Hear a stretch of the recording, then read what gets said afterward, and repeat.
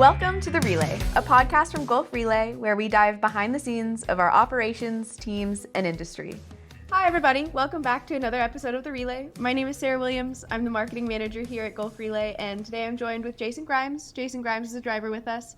Why don't you give a little bit of backstory before I jump into the episode? As Sarah said, my name is Jason Grimes. I've been driving a truck for about 30 years now, and I've been at Gulf Relay for the better part of the last 12. And I did leave the company for about 6-8 months. Decided it was time to come back home where I felt wanted, and so here I am. You feel wanted? Yeah. That's sweet. More so than others. That's fair. We all have our favorites. And so today I wanted to talk about the market, which we all know has been really poor. But I wanted to get a driver's perspective. And so we'll start out by asking, do you pay attention to what the market is doing? Absolutely. That is a must. As an owner-operator, we definitely have to stay on top of that and, really pay attention to the avenues that are really doing well, really thriving, the ones that are kind of not so much. And when I say different avenues of what's thriving and what's not, that is the areas that you would like to try to stay in if at all possible, for the simple fact of there may be an area that not doing as well, but if you can get to that area, the lane coming back out, that could be your money. That could be your money round. So it's a matter of getting to that, or vice versa. It could be your load going out, and the lane coming back may not be so well. So it's kind of one of those situations where you try to stay on top of the market and see, what avenues are the best, what freight's doing the best at the moment. And just kind of stay on top of it, and that way you can kind of stay on top of your money as well and adjust. Right, and that's true for you as an owner-operator. Do you think that's also true for like company drivers as well? To a degree. Okay. And the reason I say to a degree is, although the company driver does get paid mileage for Gulf Relay, even with that being said, if you're going to an area to where the freight is not all that great, you may have some downtime. Right. You may have to 200 mile it till you get to the good freight, or to where you can get a long load, or to get to where your miles are. So yeah, I would say it's just as imperative for the company guys as it is as owner operators. Okay. See, we try to communicate as best we can to the drivers. Like, we've got social media, and we've got, content series on our website, and we've got Qualcomms. We've got in-person safety meetings every, I think, twice a year now. So it's like we try to do our best to communicate with all the drivers about like what's going on, and we have our market updates maybe once a month or every other month with Bryce and Maddie. So we're trying to do our best. So it's good to know that you guys do care about it. But how do you deal with being in a down market and not making as much money as you're maybe used to in a better market? Well, it kind of coincides with, as a driver, how we have to, do our trip planning and things of that sort. You kind of have to do the same thing when the market's down, the money's down. You have to readjust your budgets. And so you just kind of have to, once again, staying on top of the market and what it's doing and what have you. And that gives you kind of a leg up, so to speak, to, be able to plan ahead and, try your best to try to stay in the areas to where, the market's good. So. Right. So in your experience right now, like what markets are good for you and like what commodities are good for you? For me personally, I actually pretty much run a lane between Jackson, Mississippi, Dallas-Fort Worth. Yep. And that's basically all I do. Do I get outside of that? From time to time, I will get outside of that. And once again, depending on the market, because that is pretty much the market that I focus on. Mm-hmm. But I can see when those lanes are kind of dwindling away, or thinning out some, or what have you, and at that time I'll open my doors of opportunity to maybe move to a different market and a different avenue, different lanes. And do you just communicate that with your dispatcher or your planner? Most of the time it's through my fleet manager, planners, whomever it might be. And you were referring to communications a few minutes ago. Mm-hmm. And this is one of the things that is really key, that communication between fleet managers, planners, drivers, even as, on up the ladder as to where our CEO and our COOs and those people. I know Andy Van Zant, seen him earlier today. Andy's real good to communicate things to us, whether it be anything we want to hear. That's not up to not up to him. He can't always make up the market. Right. But the thing of it is Andy's real good with numbers. And as far as we were talking a while ago about the market and what have you, Andy's probably one of the best that I've ever seen as far as keeping up with that kind of stuff and, passing it down through the waterworks and letting others know what's going on with it. Yeah, and that's good to hear because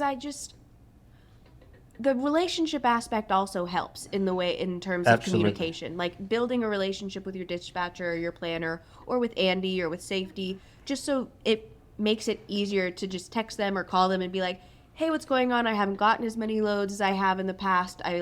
I need to make more money. How can we make that happen? Because a lot of drivers, they'll complain and then they'll just leave without trying to fix it beforehand. And that's another thing. As I said, I've been here at the company for a long time now, and I've seen drivers come and go. And you could say some of them are chasing dollars, some of them are, leaving for other reasons, whether it be communications or what have you. Think of it is you're going to have the issues anywhere you go. But with Gulf Relay, as I said, I've seen them go from bare minimum to where we stand today. 11 trucks to over 250 now. I actually was truck number 5. I remember you telling me that. I was truck number 5, and so I've seen them go from 5 trucks to 250 plus. Yeah. And but when what these guys have to take into consideration is we're not 5 trucks anymore. No. You're one of 250 plus drivers that are saying, hey, I'm not getting miles, but let's spread the love. Yeah. The market's bad. Freight is slow.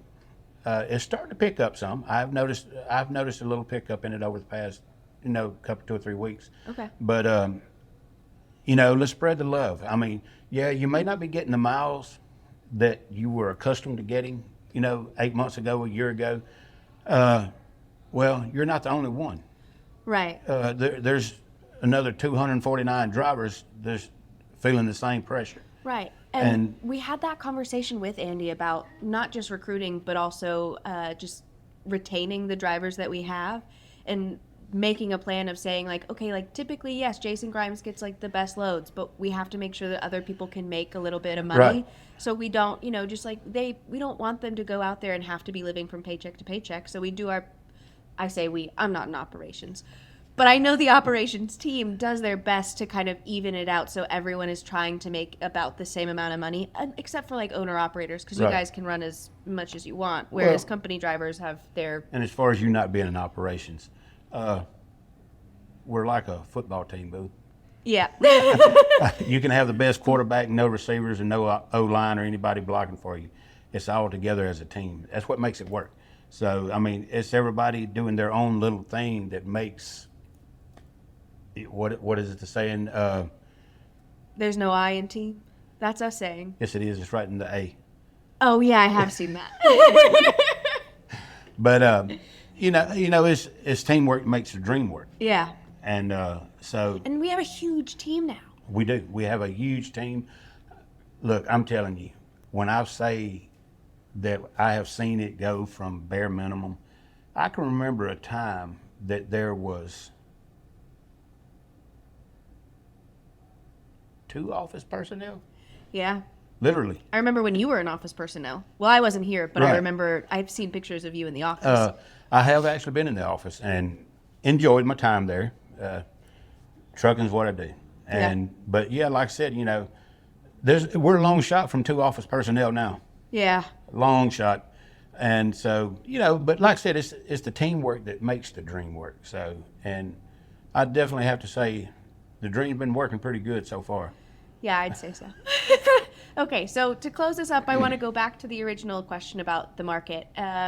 So what advice would you give to drivers, maybe where they should be paying attention to figure out how the market is doing and kind of set their expectations? Well, there's articles on a daily, at different, whether it be a trucker magazine, whether it be through social media, friends, Yeah. family, whomever it might be.